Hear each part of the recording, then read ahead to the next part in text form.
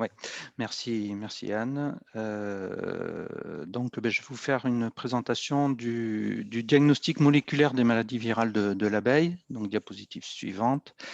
Donc, je travaille à l'ANSES de Sophia Antipolis dans l'unité pathologie de l'abeille où nous avons des activités de référence, notamment pour le diagnostic des maladies virales. Nous sommes laboratoire national de référence pour la santé de l'abeille et à ce titre, nous coordonnons les activités de diagnostic des laboratoires français. 3 laboratoires français réalisent le diagnostic des maladies virales de l'abeille. Nous avons également des activités de référence nationales sur les contaminants chimiques et des activités de référence internationales, notamment dans le cadre du mandat européen de référence pour la santé de l'abeille, où nous coordonnons des laboratoires nationaux des pays européens.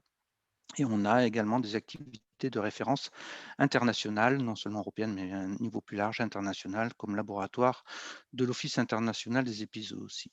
Donc, diapositive suivante. Les maladies virales, le diagnostic des maladies virales est difficile à établir sur la base des signes cliniques.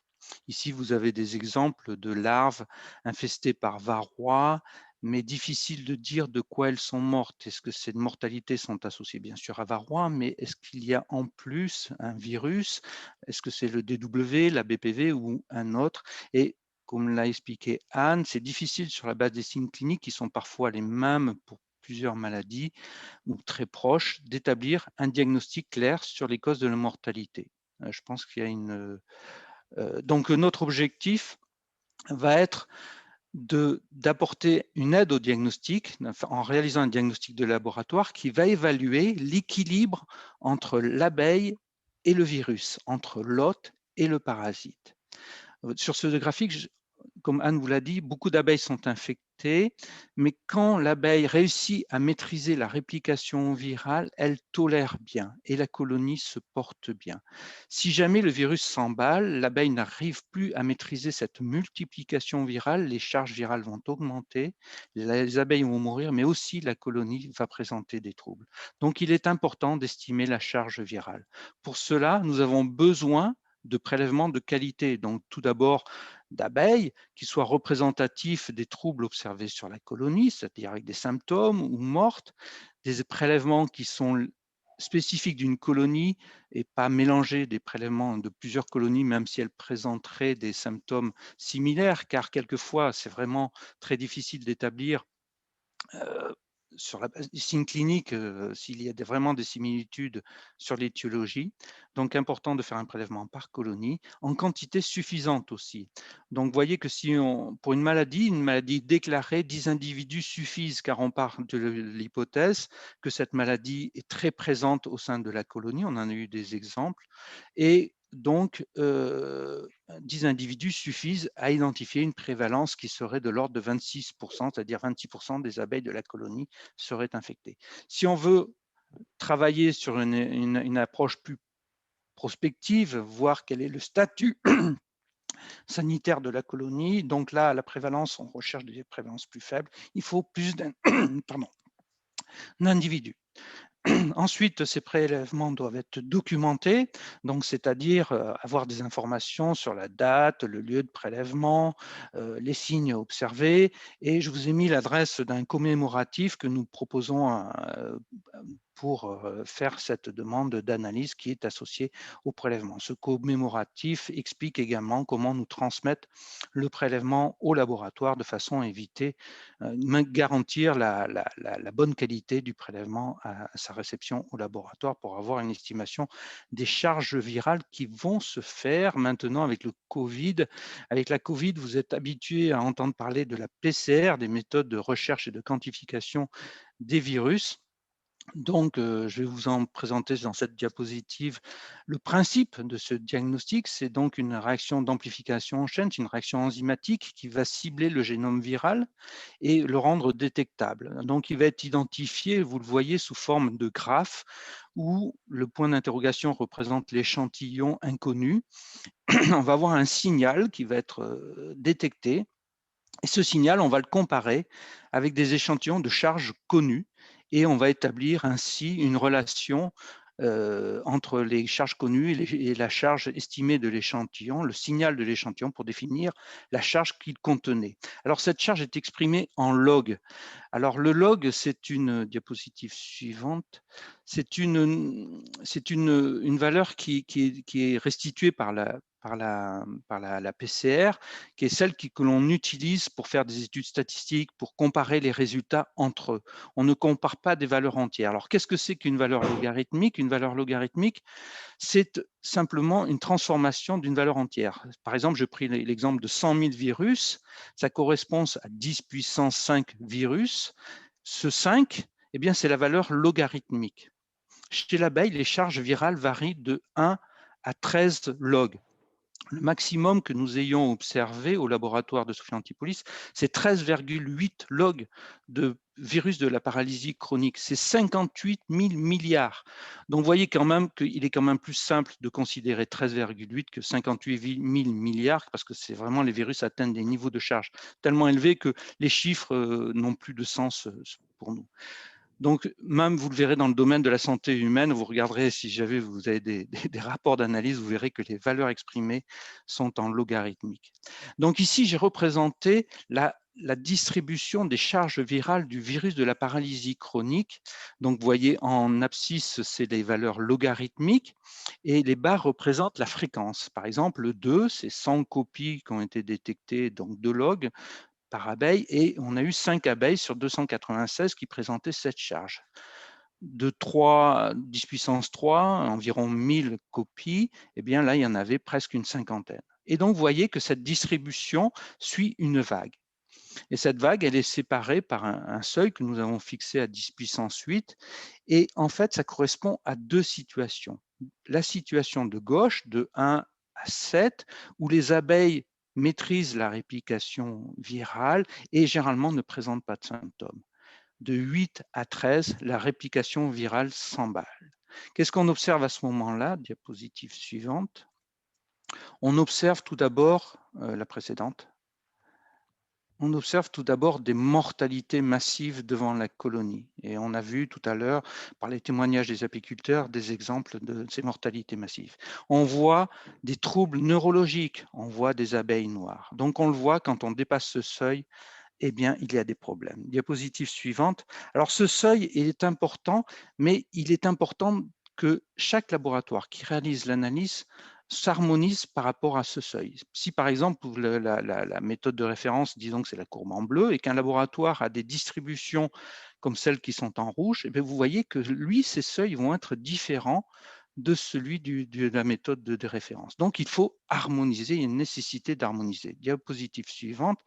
Donc ça, c'est un travail que nous faisons avec les laboratoires qui sont du diagnostic de terrain. Donc il y a le laboratoire du Jura, le laboratoire Labéo de l'Orne, le laboratoire du Haut-Rhin, et nous les soutenons pour réaliser un diagnostic harmonisé en développant des méthodes, en les validant et en assurant leur bonne utilisation en routine, selon des référentiels internationaux. Pour ce faire, donc, on leur donne des méthodes standardisées avec des matériaux de référence qui vont leur permettre de vérifier l'exactitude de leurs résultats. On les forme aussi et on réalise des processus d'adoption, c'est-à-dire qu'on vérifie que les mesures qu'ils réalisent sont conformes à celles qu'on attend. Et là, vous avez un exemple du SBV. Vous voyez, ce qu'on attendait, c'est l'espèce de tunnel, et les résultats des 3 laboratoires sont très justes avec des incertitudes qui sont relativement faibles, c'est-à-dire des variations qui sont relativement faibles. Ce n'est pas toujours le cas. Là, c'est un exemple qu'on a fait au niveau international, dans le cas du LRUE. Eh bien là, vous voyez que la distribution des charges est beaucoup plus variable en fonction des laboratoires.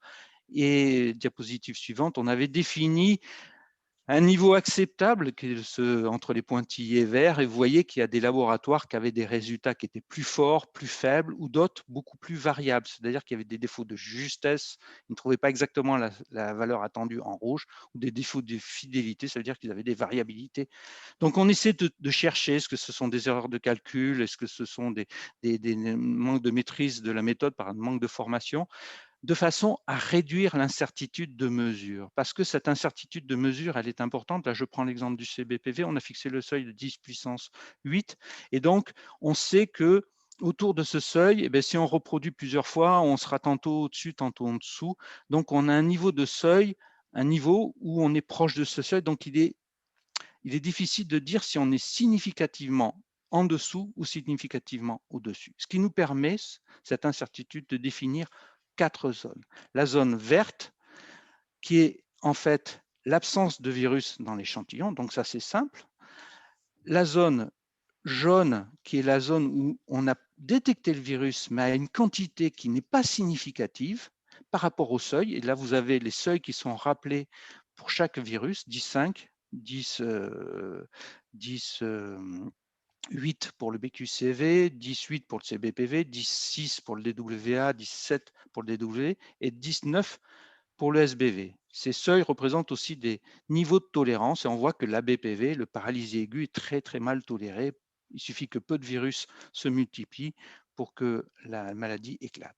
Alors ensuite, il y a le troisième niveau, orange, ce sont des virus qui sont détectés avec une charge qui est très proche du seuil. Donc là, il peut commencer à y avoir des soucis associés à ce virus. Et on a le niveau très supérieur où on est significativement au-dessus de ce seuil. Et là, ce sont des troubles qui peuvent être associés significativement à la présence de ce virus. Donc, je vous ai mis en diapositive suivante des exemples. Donc ça, ce sont un rapport d'analyse que l'on rend. Ce sont des abeilles que nos abeilles que nous avons testées au laboratoire. Et vous voyez qu'il y a différents niveaux pour les virus. Là, on était proche du seuil pour le virus, la première 4,44. On était proche du seuil de 5 pour le virus de la paralysie aiguë, proche du seuil de 9 pour le BQCV. On était indemne de CBPV, indemne de DWVA. On avait très peu de SBV, mais on avait des charges significativement importantes de virus des ailes déformées, le DWVB, avec 10 puissance 7 ou 10 puissance 8 virus. Ces conclusions sont rapportées à la fin généralement des rapports où on retrouve ces 4 niveaux: absence du virus, présence mais non significative, proche du seuil ou virus déclaré. Donc voilà, c'est ces rapports, ces charges virales qui vont vous permettre de définir, et notamment aux vétérinaires sanitaires, d'aider à définir l'étiologie des maladies virales et à quel moment il y a eu rupture de l'équilibre entre le virus et son hôte, l'abeille. Voilà, je vous remercie pour votre attention. J'ai mis en présentation mes collègues, donc Stéphanie Franco, responsable du LNR, Véronique Duquesne, qui est adjointe au responsable du LNR, Amandine Tisson, qui réalise les diagnostics moléculaires, et puis Franck et moi, nous sommes les 2 virologistes du laboratoire. Merci. Merci beaucoup, Eric, pour cette présentation. Je vais enchaîner avec les effets d'interaction, justement, qui peuvent contribuer à cette rupture d'équilibre précisément, en essayant de balayer, si je retrouve ma souris, excusez-moi, en essayant de balayer donc c'est les différents facteurs, à la fois facteurs déclenchants et autres stress dans l'économie qui vont interagir. Est-ce que le partage d'écran fonctionne ou pas? Est-ce que vous voyez là? Oui, mais toujours pas en diaporama. Ouais. Pas en diaporama. Est-ce que Ouais. là, c'est en diaporama? Ouais, très bien. Bon, on a toujours le bas de tes diapos qui n'apparaît pas, mais écoute, c'est pas très grave. Je pense que ça gêne pas la compréhension. Ok, n'hésitez pas à poser des questions. On ne vous a peut-être pas tous dit, pour ceux qui ne sont pas familiers avec l'outil Zoom, vous pouvez poser des questions dans le chat en bas. Donc, en fait, vous avez les petites bulles questions et réponses, la Q&R, dans lesquelles vous pouvez ajouter des questions au fil de l'eau. Et Axel et Marilyn les lisent et essayent de les reprendre et de les synthétiser. On aura une session globale de questions-réponses à la fin. Donc, quels sont les facteurs déclencheurs? Le tout premier, ça va être la pression en varroa. Ça a déjà été un peu évoqué. C'est quelque chose qui est connu par tous les apiculteurs. Il y a vraiment une relation entre certains virus, notamment le virus des ailes déformées, les virus aussi de la paralysie aiguë et varroa. Et donc, c'est le contrôle de varroa qui va permettre de maintenir les charges virales en dessous du seuil d'expression des symptômes. Alors, ce graphique est un peu compliqué, on va juste le décortiquer. Vous avez en bleu clair et bleu foncé les charges en virus des ailes déformées, en clair pour les colonies traitées et en foncé pour les colonies contrôle non traitées, avec une échelle sur la droite ici verticale. Et puis vous avez aussi en échelle verticale sur la gauche le taux de varroa dans la colonie, le taux de varroa phorétique dans la colonie.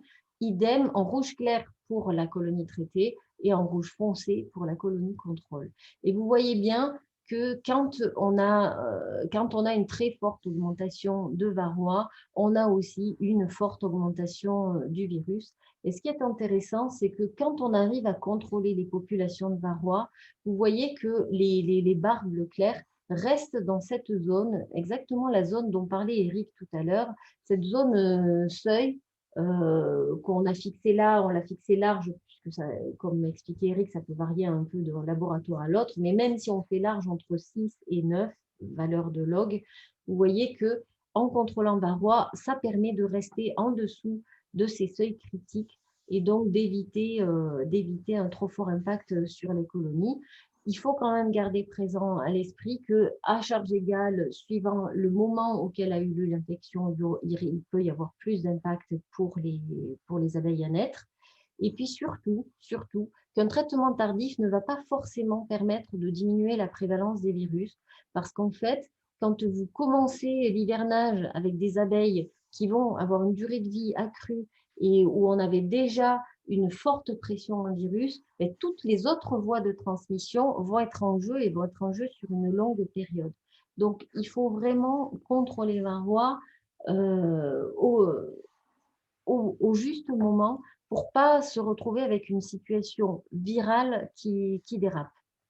Alors, au-delà de ce contrôle de varroa, les colonies, elles sont dans un environnement où elles vont être soumises à un ensemble de stress qui sont liés soit aux ressources, soit à l'environnement, la pression en pesticides. On peut aussi parler d'environnement et de réchauffement climatique. Et puis, on verra, elles sont aussi soumises aux pratiques apicoles qui sont pratiquées dans les ruchers. Alors, pour commencer sur les ressources, il a vraiment été démontré que la diversité et l'abondance de pollen affectaient la charge en virus. Et donc, par exemple, que des abeilles qui étaient nourries qu'avec du sirop avaient une charge plus élevée, une charge virale en DWV plus élevée que des abeilles qui avaient une alimentation avec du pollen.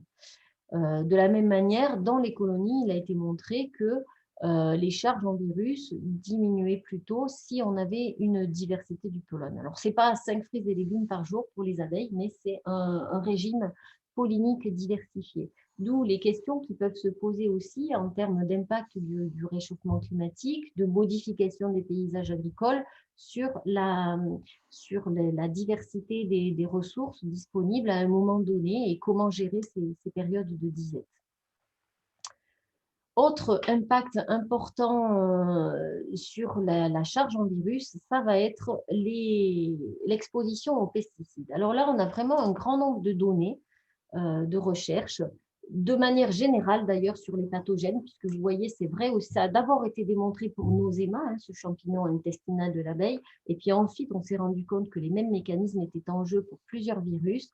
Si on co-expose des abeilles à différents stades, lynche ou adultes, avec des néonicotinoïdes, eh bien, on a à la fois un effet sur la mortalité et la charge des pathogènes qui va augmenter. Et ça se produit par le biais d'une modulation du système immunitaire avec une immunosuppression qui est induite par l'exposition aux pesticides. Alors, de manière un peu plus imagée, ici, voilà des graphes de survie, là sur les larves pour le BQCV, sur des larves exposées à la fois au virus et à des doses croissantes de virus et au thiaclopride, qui est un néonicotinoïde.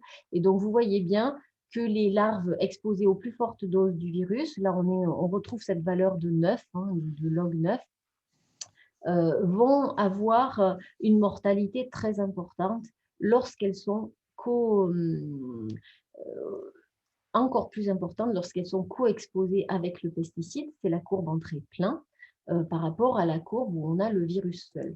Et on retrouve exactement ce type de courbe aussi pour la co-exposition CDPD thiaméthoxam, cette fois sur abeilles adultes, où on peut noter cet effet fort donc, du virus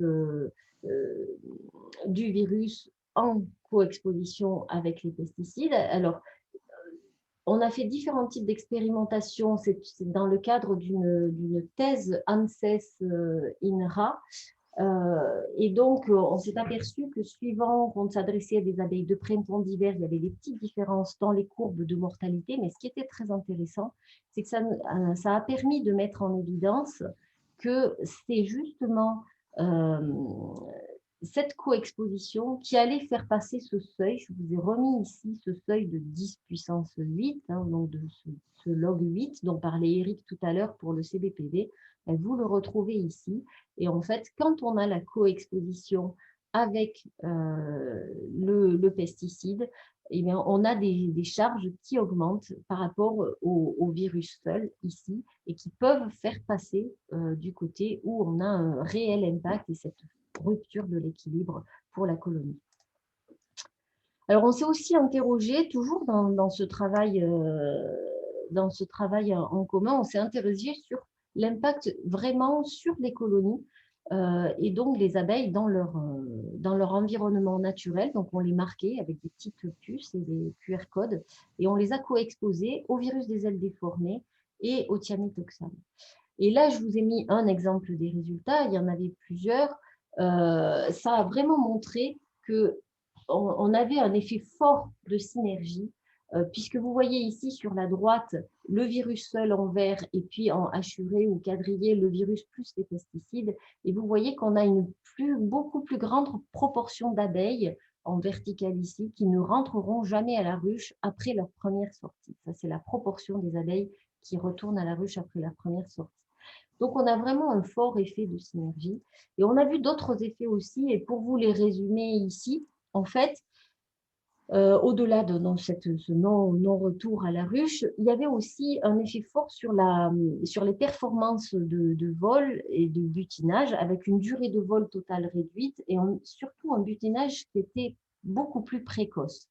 Et ça a un autre impact pour la colonie, c'est que ça va déséquilibrer l'équilibre entre butineuses et nourrices. Et donc, si on a une sortie précoce des abeilles qui deviennent butineuses à un âge où en plus elles ne sont pas matures pour l'être, donc où elles vont avoir une inefficacité de butinage vraisemblablement altérée, on va avoir moins de nourrices. Et si on a moins de nourrices, ça va affecter le couvain. Et vous voyez qu'on rentre dans un cercle vicieux où du coup, moins de couvain, moins d'abeilles totales et que ça va participer à l'affaiblissement, voire à l'effondrement de la colonie. Donc, c'est un effet qui a été démontré pour plusieurs virus et c'est aussi pour ça que, comme ça vous a été présenté dans le dispositif OMAAS, ça fait partie des questions qui sont investiguées. Autre effet, je ne m'étendrai pas dessus puisqu'on veut vraiment garder du temps pour les questions, c'est la température. Alors, il y a des effets variables. Quand la température s'élève, on a plutôt un effet positif sur la diminution, une très légère diminution du DWV, que ce soit au laboratoire à gauche ou dans les colonies en simulant des vagues de chaleur à droite. Mais c'est très faible. Il faut plutôt raisonner l'effet des températures sur l'effet que ça va avoir sur la végétation, la disponibilité en ressources. Et puis, à contrario, le fait que lorsque la température diminue, on va avoir la charge en virus du couvain saxiforme, par exemple, qui augmente. Et donc, le temps pour observer, pour avoir 100% de mortalité, c'était ce qui avait été choisi comme représentation par les auteurs ici, le temps qui est beaucoup plus faible dès que la température diminue. Donc, les colonies qui meurent, les abeilles qui meurent plus vite exposées à des températures froides. Voilà. Ce qu'il faut vraiment retenir, c'est que, comme vous l'avez vu sur les courbes de survie dans les coexpositions virus-pesticides, on a vraiment des effets de synergie. On n'a pas de l'effet additionnel. Ce n'est pas j'additionne l'effet du virus avec l'effet du pesticide qui a des doses très très faibles où il n'a pas d'effet direct sur la mortalité. Et quand on met les deux, on a vraiment un effet qui est plus fort que serait simplement l'addition et on parle de synergie. Donc, l'objectif, ça va vraiment être d'éviter l'accumulation des stress dans les colonies. Et ça a été repris par Roberts dans cette représentation schématique qui montre bien que suivant les zones du monde dans lesquelles on est et la pression en pathogène et le nombre de stress auxquels les abeilles sont soumises et l'intensité des stress auxquels elles sont soumises, on va avoir un effet plus ou moins fort sur les pertes de colonies avec donc le cas de l'Australie où il n'y a pas varroa et où bon, il y a d'autres pathogènes et d'autres stress, mais où l'impact sur les colonies reste faible, puisqu'il n'y a pas varroa qui joue ce rôle d'amplificateur. Et alors que dans la plupart des pays, on va avoir à la fois varroa, le DWD, les autres virus, les autres pathogènes et un ensemble de stress avec dans la plupart des pays européens et aux USA, un impact vraiment très fort. Donc, Eric vous a bien montré cette notion de quantité à partir de quantité de virus à partir de laquelle les colonies n'arrivent plus à maîtriser l'infection et donc ça se produit avec de fortes charges virales. C'est là qu'on va voir les symptômes cliniques apparaître et d'où l'importance de contrôler varroa. Mais il y a d'autres pratiques. Je ne voudrais pas que vous quittiez cette session avec une vue très catastrophiste. D'abord, il y a beaucoup d'apiculteurs qui vous disent « moi, les virus, j'en ai jamais vu et ça ne pose pas de problème ». Donc, il y a quand même beaucoup de cas où on peut maîtriser ça. Ce n'est pas une fatalité. Il y aura toujours des virus dans les colonies, mais ce n'est pas une fatalité que ça ait un impact dans les colonies. Et vous avez des moyens d'action. Et un des moyens d'action pour moduler l'environnement dans lequel vont être les colonies, c'est la transhumance et c'est le choix des emplacements des ruchers. Alors, ça fera peut-être d'ailleurs l'objet d'autres discussions. Ça soulève plein d'autres questions en termes de disponibilité des ressources, d'exposition de l'environnement, etc. Mais ça, c'est vraiment votre rôle d'apiculteur de placer vos colonies dans l'environnement aussi le plus favorable.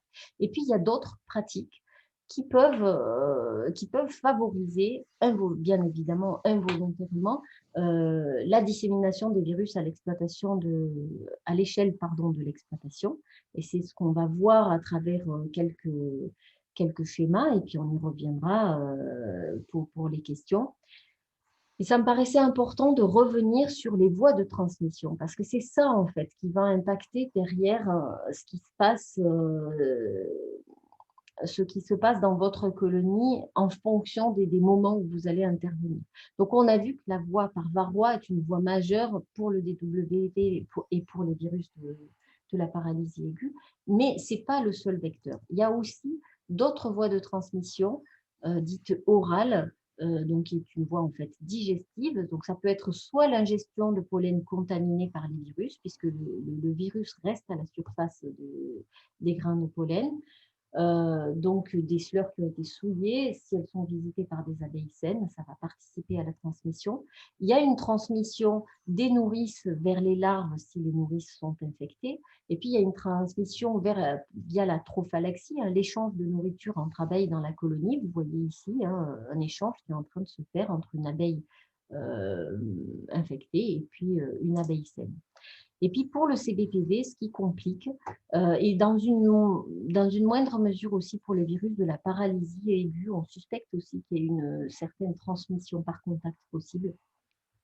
Là, ce qui complique vraiment, c'est le fait qu'une simple blessure sur la cuticule suffise à transmettre le virus entre abeilles. D'où cet effet aussi de densité des populations qui était souligné par Thierry Boyer tout à l'heure, où il a cette impression que l'infection prend très vite des proportions dans des colonies très populeuses.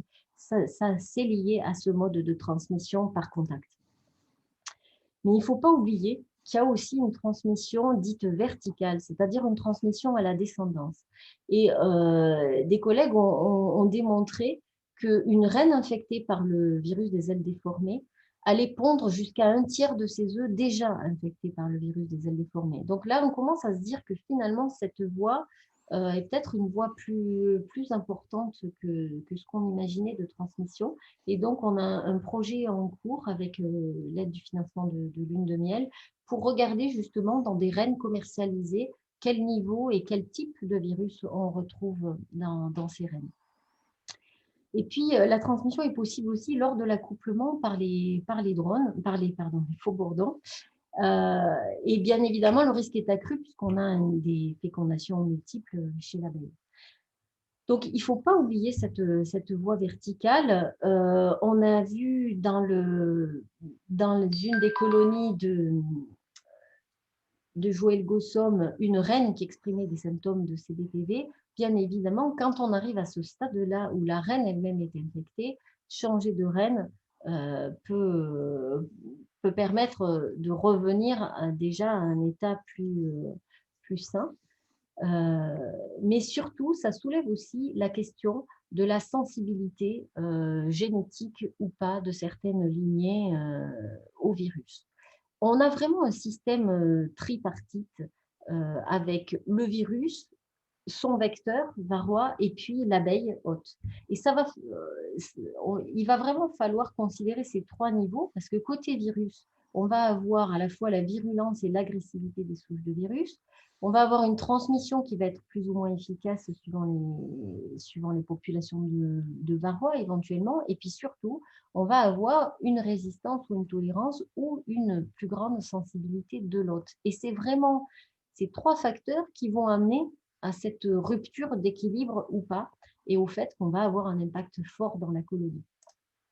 Alors, les mécanismes en jeu, ils sont complexes, ce n'est pas du tout ou rien. Ça va être certainement de la résistance partielle, quantitative. Est-ce que ça va diminuer l'efficacité de l'inspection? Est-ce que ça va réduire les symptômes? Mais on peut vraiment espérer qu'il y ait cet effet et qu'on pourrait exploiter la diversité des populations d'abeilles qu'on a. Alors, on a plusieurs outils de mesure, qui est d'abord étudier la survie et les charges au virus pour mesurer cette interaction. Et c'est vraiment important qu'on puisse mesurer ça et voir si ça peut être un espoir d'utiliser des populations d'abeilles qui toléreraient mieux la présence des virus. Alors, dans les pratiques au quotidien au rucher, dans les étapes critiques et les choses à ne pas faire, il faut être très prudent au moment de l'introduction d'une nouvelle reine. Il faut être sûr qu'on introduit bien une reine qui est saine, bien évidemment. Et puis, cette reine, est-ce qu'on l'introduit dans une colonie qui est déjà infectée ou au contraire qui est saine? Bien évidemment, le devenir sera différent. Il faut avoir aussi en tête que quand on fait de l'élevage de rennes, le risque est accru parce que de mélange de pathogènes. Pourquoi? Parce qu'en fait, vous allez prélever les œufs dans une première colonie, vous allez ensuite les faire élever et ensuite, vous allez les introduire dans une 3e colonie. Et donc là, vous voyez que vu que les voies de transmission sont multiples, ça vous fait 3 étapes au cours desquelles vous pouvez avoir une contamination. Donc, il faut avoir ça en tête. Et puis, on a parlé tout à l'heure aussi de l'importance de ne pas trop réduire le nombre de lignées à partir desquelles on part. C'est important, ça paraît la palissade, mais c'est important de diviser des colonies saines et non pas, comme on le voit et comme on le retrouve même parfois dans la presse apicole, ne pas faire des essaims à partir des non-valeurs. C'est tentant parce que c'est effectivement des colonies qui ne produiront pas de miel, mais ces non-valeurs, alors chacun a une définition un peu différente de ce qu'est une non-valeur, mais ces non-valeurs, bien souvent, c'est le résultat d'un problème sanitaire. Alors, pas forcément de virus d'ailleurs, mais d'un problème sanitaire. Et finalement, si vous faites des essais à partir de ces non-valeurs, vous allez multiplier ce problème à l'échelle de votre rucher. De la même manière, si vous regroupez des colonies, une colonie faible, si elle est faible pour un problème sanitaire, si vous allez secouer ces cadres au-dessus d'une colonie qui était saine, finalement, vous allez aussi introduire les pathogènes dans la colonie qui était saine. Alors, bien sûr, une colonie peut être faible parce que la reine a été écrasée, qu'elle est en train de remérer, par exemple, ou parce qu'il y a eu un problème extérieur. Mais si l'origine est un problème sanitaire, vous allez en fait faire perdurer et augmenter ce problème sanitaire. Dans les présentations précédentes, vous avez vu, Marion vous a bien montré l'impact des trappes à pollen sur la dissémination du virus de la paralysie chronique. Alors pourquoi on pense en fait que c'est le passage dans les trappes à pollen qui fait des blessures, qui fait des micro-cassures, des poils qui sont présentes à la surface du corps de l'abeille et qui facilite la transmission derrière du virus. Alors, ça a été démontré par les collègues de l'ANSES, hein, je te laisserai répondre s'il y a des questions là-dessus. Ça a vraiment été démontré. Vous voyez à droite les ruches qui étaient exposées avec des trappes à pollen. Vous avez la charge en virus en verticale et là, c'est l'évolution au cours du temps. Vous voyez à droite que celles qui étaient exposées au virus, globalement, même sans rentrer de détail, ont des charges plus élevées que celles qui n'étaient pas exposées aux trappes. Et ce qu'ils ont pu voir dans cet essai-là, c'est que s'ils enlevaient les trappes, ça facilitait le retour à la normale et l'assainissement de la situation. Autre risque que Thierry Boyer a souligné et qu'il a observé à l'échelle de son rucher, c'est la dérive. C'est-à-dire que des abeilles si ce sont des abeilles saines, qui dérivent dans des colonies malades, c'est moins impactant, mais ça va être impactant quand elles vont revenir dans leur colonie d'origine, et ça va être très impactant si ce sont des abeilles infectées directement qui dérivent dans les autres colonies. Alors, il a aussi été montré, là, il a été démontré que dans les abeilles qui dérivent, on a par exemple plus de virus de la cellule royale noire, peut-être aussi parce que ces abeilles se font exclure par les autres, comme le disait très bien Thierry tout à l'heure. Un autre risque de dissémination auquel on pense moins, ça intervient plutôt en fin de saison, ou en tout cas en fin de miellier, c'est les risques liés au pillage. Parce que finalement, vous pouvez avoir des colonies avec un développement très différent, et les colonies fortes vont avoir tendance, si les ressources deviennent limitantes, à aller piller les colonies faibles. Et le problème, c'est que si ces colonies faibles ont en fait un problème sanitaire, d'une part, elles vont interagir avec les abeilles en allant piller la colonie infectée, mais en plus, elles peuvent aussi ramener des ressources contaminées et donc vraiment introduire ça dans la colonie d'origine qui était forte et qui va être affectée. Alors, Thierry a expliqué que c'est une solution qu'il avait mise en œuvre. Je suis impressionnée parce que c'est souvent une solution très compliquée à l'échelle des grosses exploitations, de faire des ruchers hôpitaux et d'isoler les colonies faibles ou les colonies qui ont des symptômes pour éviter justement à la fois cette dérive, ce pillage et cette contagion, cette dissémination des maladies. C'est vraiment une pratique à privilégier quand c'est possible. C'est souvent possible pour des petits et moyens ruchers. Ça peut vous permettre en plus d'isoler les ruches à proximité de chez vous, sur un rucher où vous allez pouvoir les suivre plus régulièrement et voir si elles peuvent réintégrer ou pas le circuit normal. Voilà, donc les graphiques que je vous ai présentés sont issus à la fois de publications scientifiques et de travaux qu'on a fait en commun avec beaucoup de partenaires de l'UMT, que je remercie ici sur cette diapositive. Et je vous propose qu'on passe à la session des questions, à la fois sur la présentation d'Éric, sur ce que je viens de vous présenter, et puis de manière plus globale sur toute la session virus.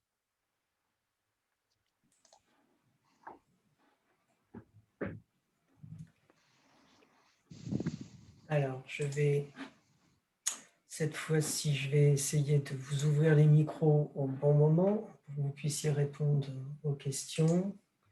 Est-ce que, Marilyn, tu as repéré des questions? Pardon, voilà. Merci Axel. Oui, il y a beaucoup de questions. Donc Axel et moi, on a essayé de faire le tri et de les regrouper. Donc, une des premières questions, c'était vraiment une histoire sur le diagnostic de la maladie noire et notamment sur les... Est-ce qu'on peut dire qu'il y a de la maladie noire dès qu'on retrouve une abeille noire dans le paquet d'abeilles mortes devant la ruche, ou est-ce qu'il en faut beaucoup plus, et s'il en faut plus, quel seuil, quoi? À partir de quand est-ce qu'on peut dire que oui, en effet, c'est bien de la maladie noire? Pardon, je vais peut-être répondre. Dans votre question, il y avait quand même un élément qui peut orienter vers le diagnostic de la maladie noire, c'est-à-dire est-ce que c'est une abeille noire dans le tapis d'abeilles mortes devant la ruche? Je dirais ce qui est plus évocateur, c'est le tapis d'abeilles mortes devant la ruche, qui est plus évocateur de la maladie noire que l'abeille noire, parce que c'est vrai qu'une abeille qui vieillit peut devenir noire, elle peut être noire pour différentes raisons. C'est vrai que la maladie tient son origine, son nom de ce symptôme, mais les signes cliniques, je dirais, les plus évocateurs de la paralysie chronique, c'est tout d'abord, comme on l'a vu dans les témoignages des apiculteurs, c'est un peu cette saisonnalité au printemps, ces mortalités massives devant la colonie et ces abeilles tremblantes. L'aspect trouble neurologique est quelque chose d'assez évocateur de la maladie. On l'a vu, tremblante soit sur les abeilles qui sont par terre, soit quelquefois même dans le haut des os, dans les cas les plus aigus. Donc non, ce n'est pas forcément l'abeille noire, c'est un ensemble de critères et c'est là que la difficulté est. Une seule abeille noire ne suffit pas à diagnostiquer la paralysie chronique, c'est un ensemble de critères qui vont orienter plus le diagnostic de laboratoire. Et d'ailleurs, en lien avec ce que tu viens de dire, il y a d'autres faisceaux de questions qui concernent finalement les seuils utilisés dans vos laboratoires pour confirmer la maladie noire. Donc, tu peux répéter ce que tu as du coup bien présenté. C'est quelles sont vos méthodes pour conclure à, par exemple, la maladie noire.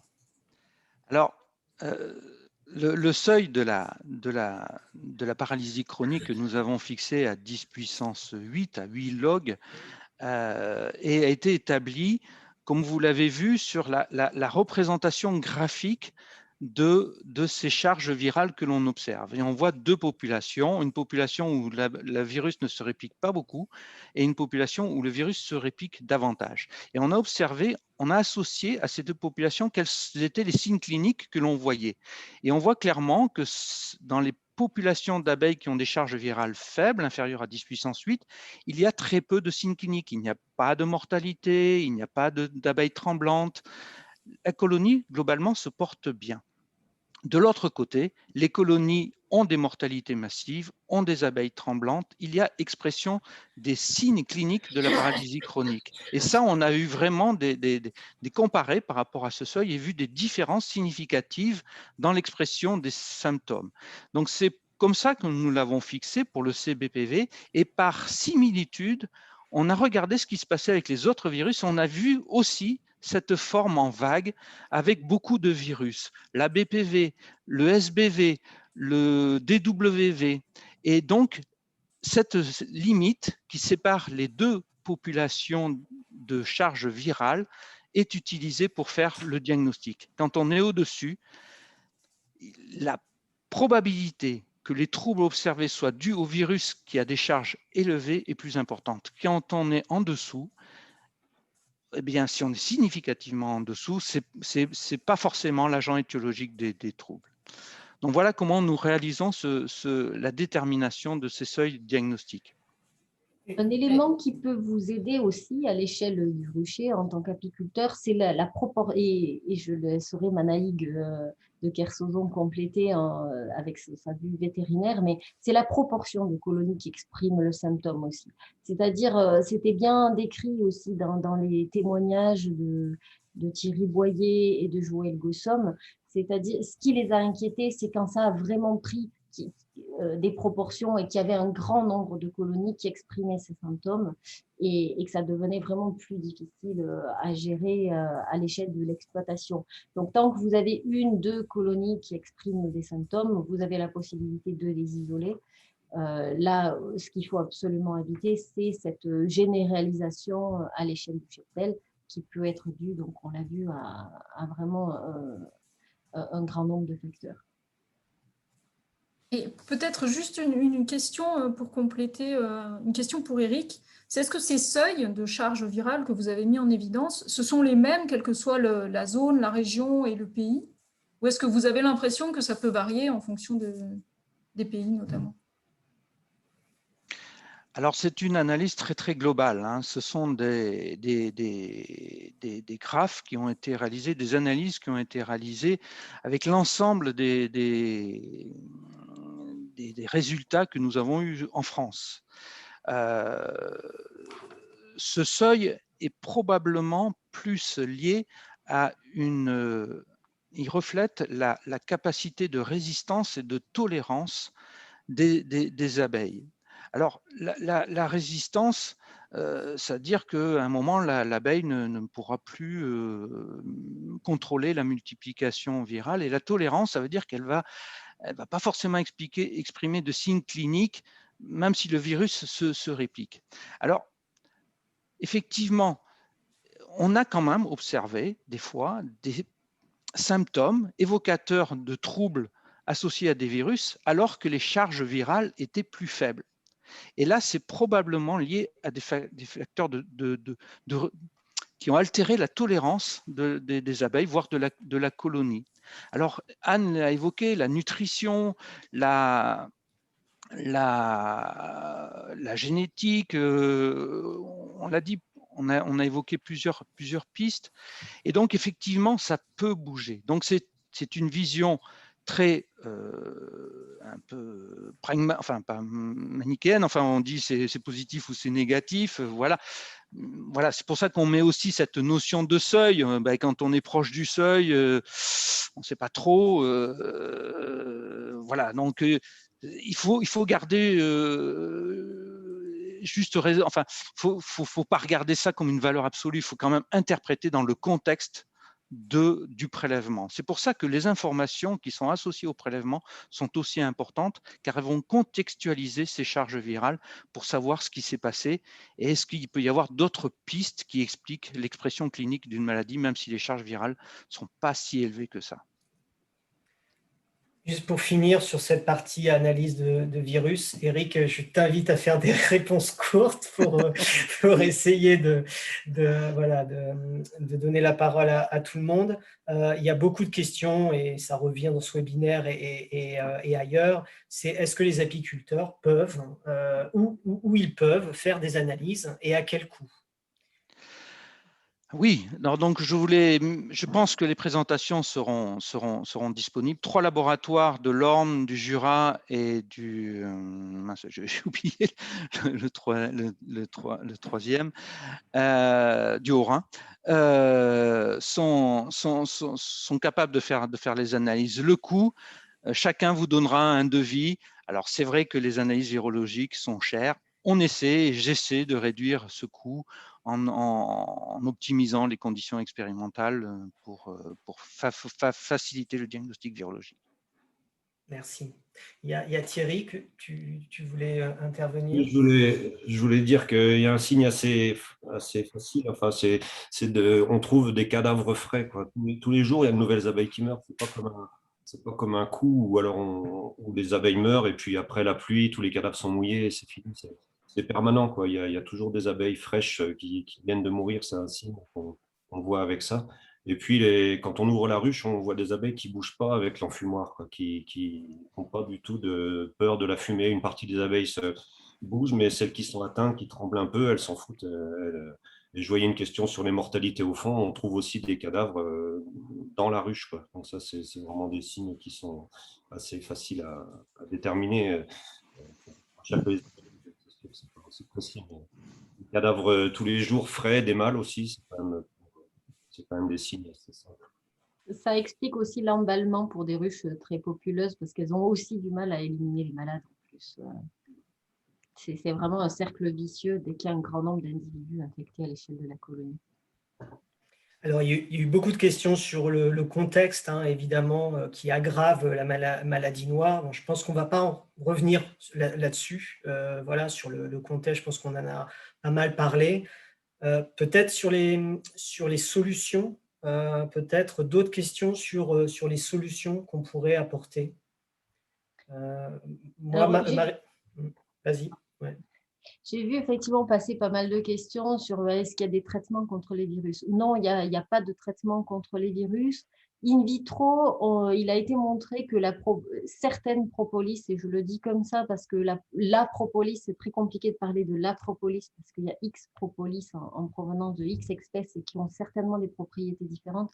Mais il a été montré in vitro un effet virucide. Donc oui, c'est certainement aussi à l'échelle de la colonie un des moyens pour lutter, en tout cas pour le maintenir à des niveaux faibles, mais ça n'a pas de valeur curative une fois qu'on est dans ce dérapage avec vraiment une infection déclarée. Il n'y a pas de traitement directement contre les virus et c'est là où vous pouvez vraiment avoir un impact, mais en amont. Donc, en amont, en contrôlant varroa et surtout en évitant le cumul de stress qui, comme vous l'avez vu, va créer des synergies désastreuses de co-exposition. Alors, il y en a il y a des effets plus faciles, hein, si c'est lié aux trappes à pollen, comme Marion l'a montré. Ben voilà, ne pas insister et enlever les trappes à pollen si vous voyez que vous commencez à avoir des symptômes. Vous pouvez être quasiment sûr que vous allez aggraver les choses si vous persistez et que vous laissez les trappes à pollen. Je ne sais pas, Marion, si tu veux compléter ou Eric, vous qui aviez fait aussi des essais sur les trappes à pollen. Voilà. Donc, il y a quand même des gestes simples dans certains cas. Après, de manière globale sur les virus, il faut faire du préventif. Qui voulait intervenir peut-être sur ce sujet-là? Non, c'est bon. Juste sur l'expérimentation, oui, effectivement, on a dû détrapper les colonies qui présentaient ces symptômes-là, mais aussi pour une raison évidente, c'est qu'elles avaient du mal à évacuer les cadavres. Et donc, du coup, ça bouchait l'entrée et donc ça favorisait encore les contacts entre les individus, quoi. Enfin, voilà.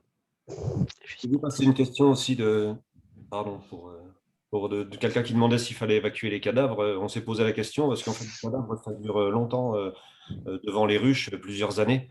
Et on s'est posé la question si les abeilles qui pouvaient ramasser des virus sur des cadavres, et est-ce qu'il fallait éventuellement passer de la chaux comme ça se faisait, les vieux faisaient ça avec de la chaux devant leur ruche. Est-ce que c'est une pratique qui pourrait être conseillée et est-ce que les cadavres sont potentiellement contagieux? Oui, les cadavres sont potentiellement contagieux. Les virus ont la capacité de résister dans l'environnement pendant longtemps. Donc effectivement, tout ce qui permettrait, alors je ne sais pas si la chaux est devant la ruche, c'est une bonne chose. Tout ce qui permettrait d'éviter un retour du virus vers la colonie serait bien.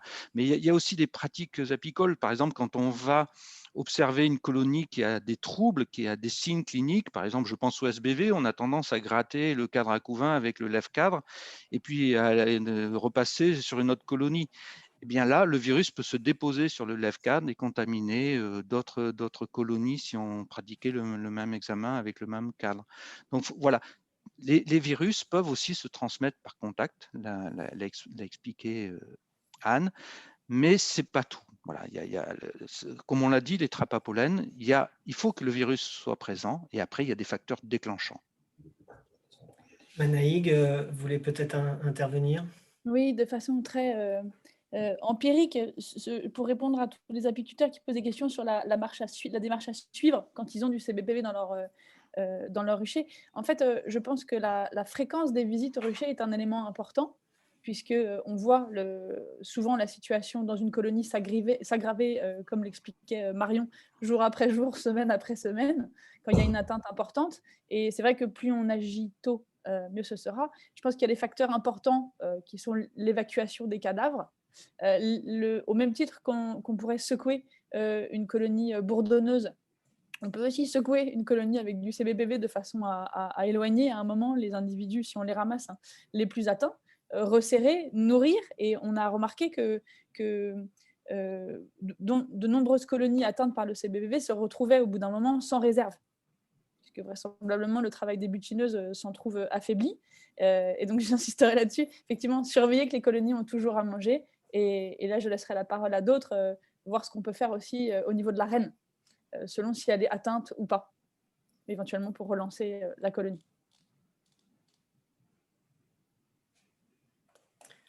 Très bonne transition avec une autre question qui était effectivement vos propos sur les rennes ont beaucoup intéressé les participants.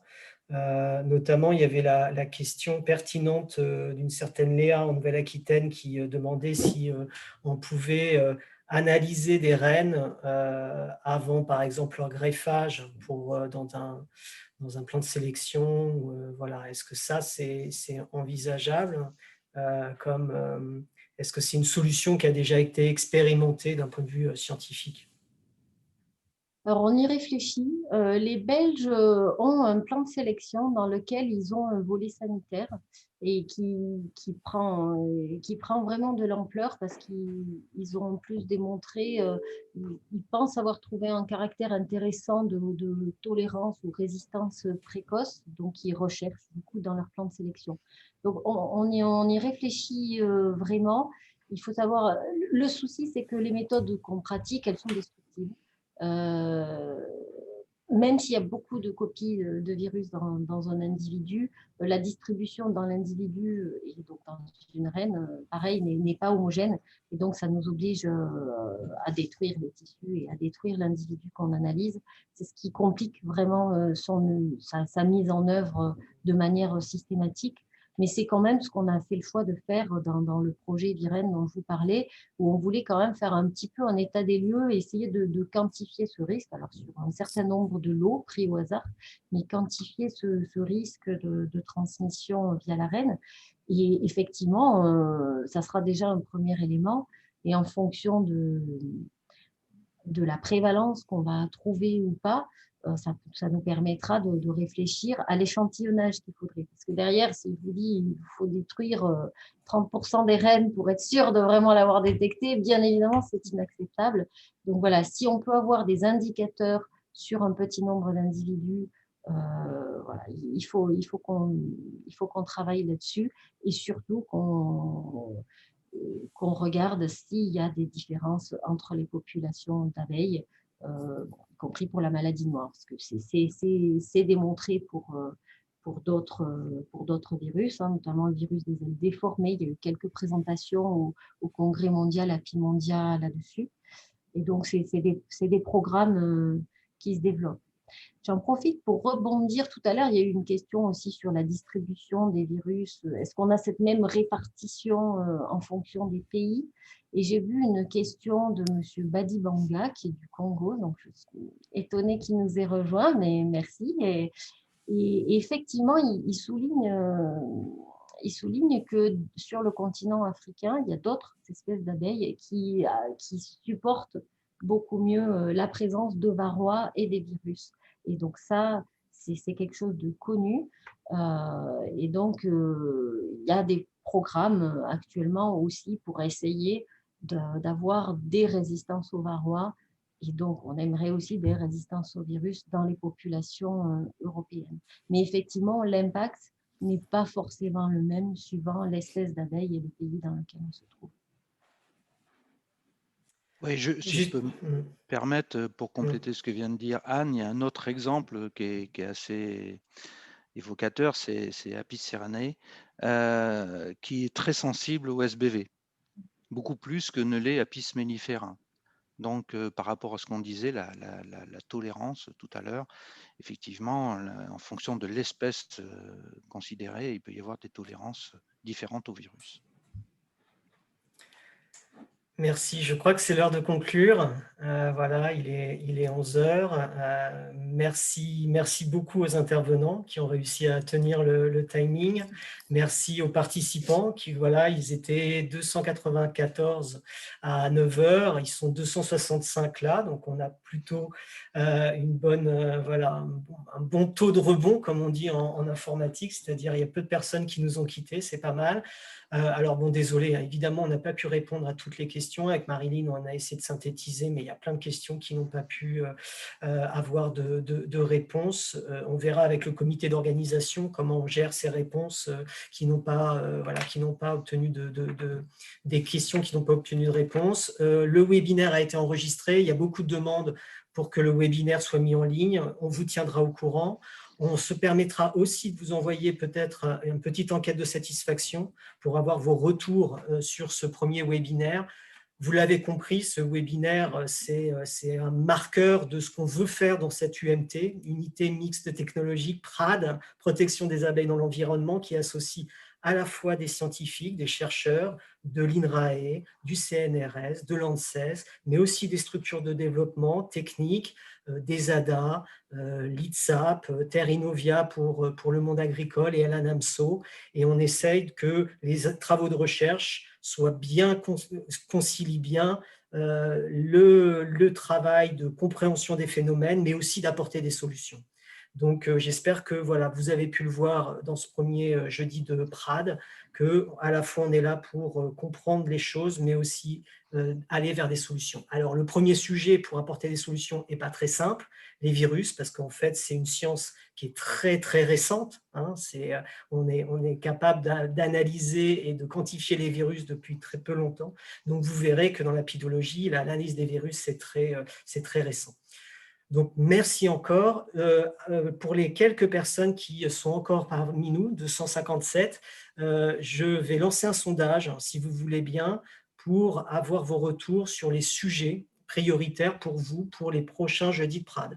L'idée, c'est d'avoir des jeudis de PRAD récurrents. On aimerait bien avoir aussi un format présentiel, bon, évidemment, mais on va essayer de répéter cet exercice-là. Donc, peut-être à partir de la saison morte apicole, c'est-à-dire voilà, à partir de peut-être octobre, de reprendre ces jeudis de PRAD. Donc, je vais lancer le sondage. Merci d'y répondre. Ça va vous prendre 30 secondes. Merci encore. Et voilà, je lance le sondage. Je vous laisse quelques minutes, allez, 2 minutes pour y répondre. Et puis...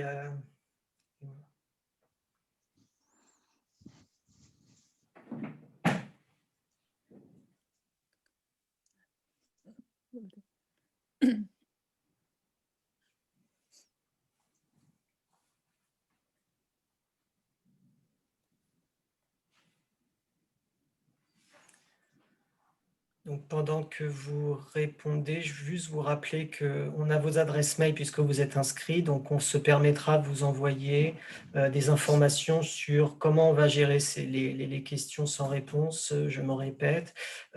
Où est-ce qu'on pourrait mettre le webinaire en ligne? Est-ce que les diaporamas seront disponibles? Il y a eu beaucoup de questions là-dessus. Et puis, une enquête de satisfaction.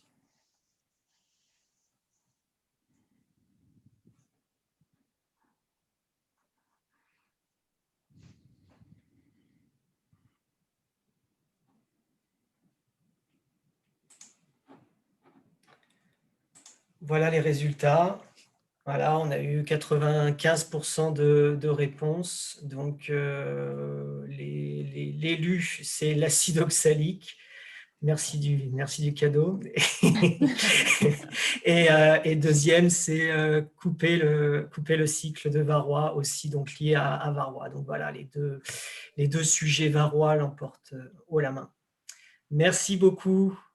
Bonne journée et bonne saison apicole. Au revoir. Merci, au revoir. À tous, au revoir.